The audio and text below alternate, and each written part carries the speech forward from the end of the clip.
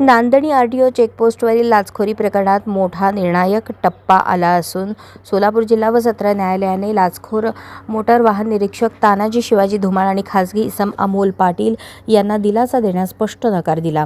बेकायदेशीर अटकेचा अर्ज न्यायालयाने फेटाळत दोन्ही आरोपींना 1 दिवसाची पोलीस कोठडी सुनावली आहे.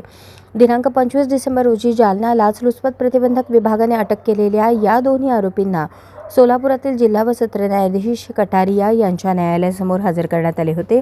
आरोपींच्या वकिलांनी अटक बेकायदेशीर असून अटकेची कारणे सांगितली नसल्याचा दावा करत तात्काळ मुक्ततेचा अर्ज दाखल केला होता. यावेळी सरकार पक्षातर्फे जिल्हा सरकारी वकील ॲडव्होकेट प्रदीपसिंग राजपूत यांनी जोरदार युक्तिवाद केला. त्यांनी न्यायालयात सांगितले की खासगी इसम अमोल पाटील याने मूळ फिर्यादीकडे 3,000 रुपयांच्या लाचेची मागणी करून तडजोडी अंती 2,500 रुपये स्वतःसाठी आणि आरटीओ निरीक्षक तानाजी धुमाळ यांच्यासाठी स्वीकारले. या लाच स्वीकारण्याच्या वेळेस जालना एसीबी पथकाने सापळा रचून दोघांनाही रंगेहात पकडले असून भ्रष्टाचार प्रतिबंधक अधिनियम 7(अ) व 12 अन्वये गुन्हा दाखल करण्यात आला आहे.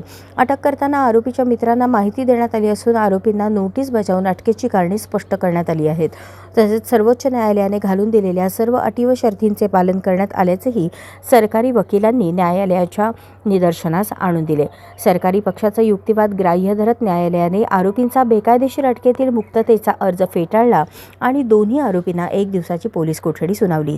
या प्रकरणात जिल्हा सरकारी वकील ॲडव्होकेट प्रदीपसिंग राजपूत, आरोपीतर्फे ॲडव्होकेट निलेश जोशी, तपासी अंमलदार म्हणून पोलीस उपअधीक्षक प्रशांत चौगुले यांनी काम पाहिले. आरटीओतील लाचखोरीच्या साखळीचा पर्दाफाश होण्याची शक्यता असून पुढील तपासाकडे सर्वांचे लक्ष लागले आहे.